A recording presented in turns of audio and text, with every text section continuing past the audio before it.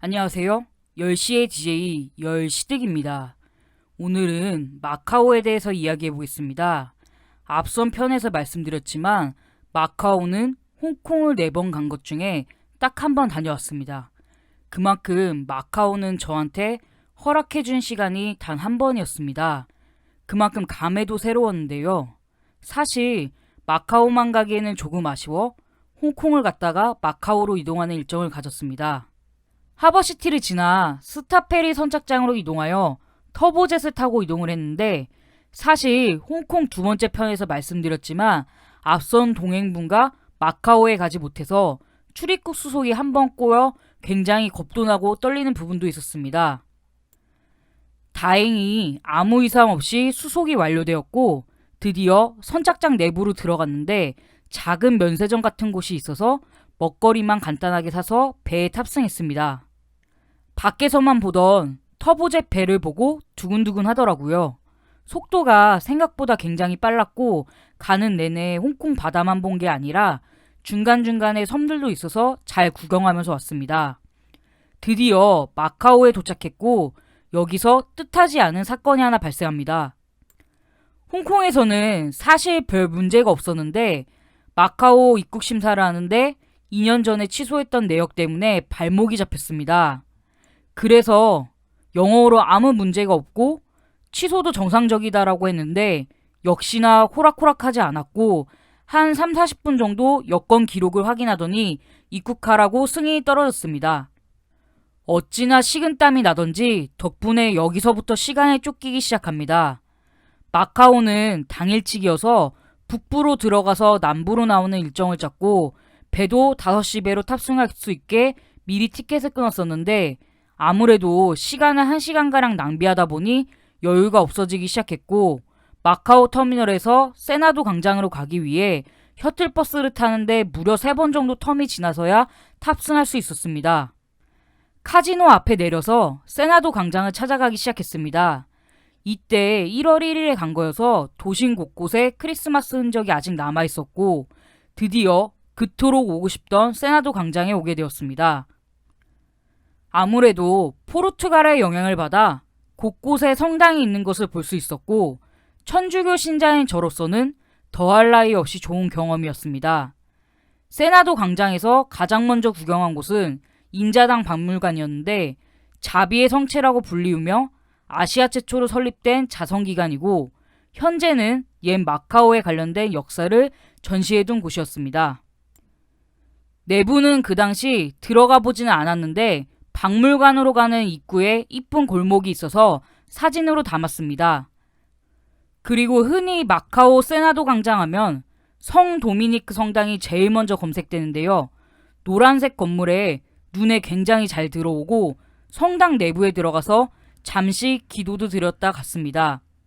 세나도 광장은 생각보다 크지 않아서 사진을 찍고 40분 정도 구경할 수 있었는데요. 이때 사실 저는 내비게이션 역할을 해서 정신이 없었습니다. 같이 간 동행분이 배터리가 없다고 해서 혼자 길을 찾고 있었는데 중간에 동행이 사라진 거예요.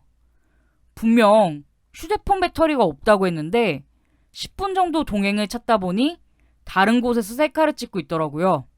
이 어지간해서 여행 기간에 배려를 많이 하는 편인데 굉장히 화가 나더라고요. 혼자 하는 여행이 아닌 이상 우리 꼭 기본적인 매너는 지켰으면 합니다. 세나도 광장 구경을 끝내고 마카오의 대표라고 볼 수 있는 성바울 대성당으로 이동했습니다.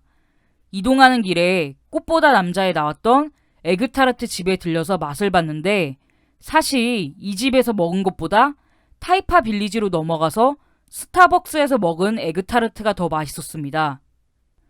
대성당으로 이동하는 길은 시장 골목처럼 쭉 되어 있었으며 육포나 마카오 특산물이나 기념품을 파는 곳이 즐비해 있었고 인파 또한 엄청났습니다.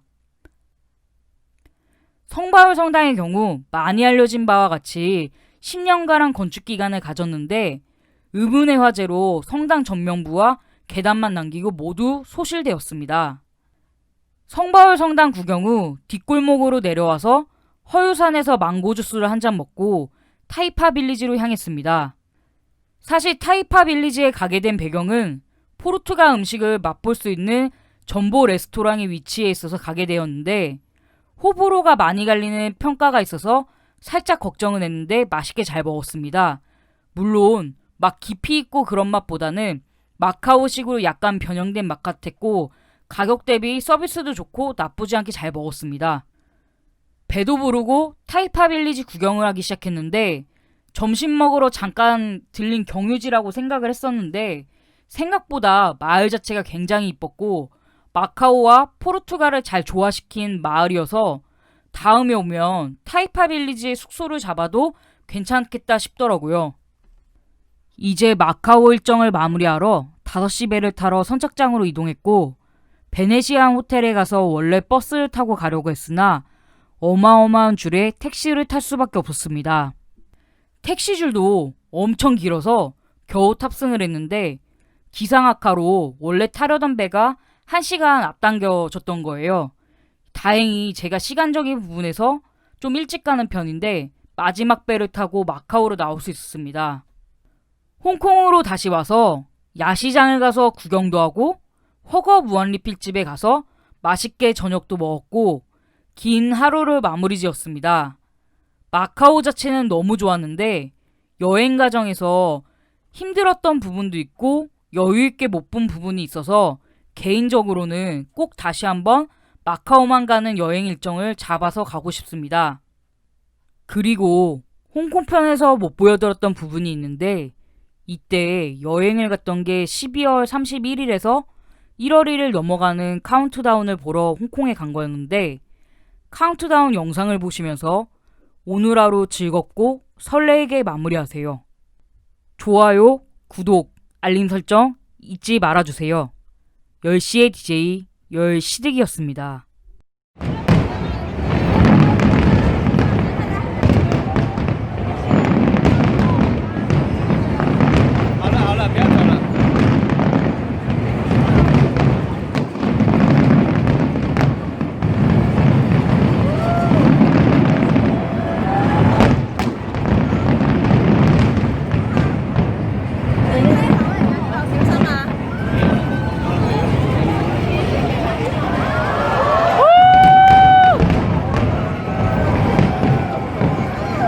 Dạ.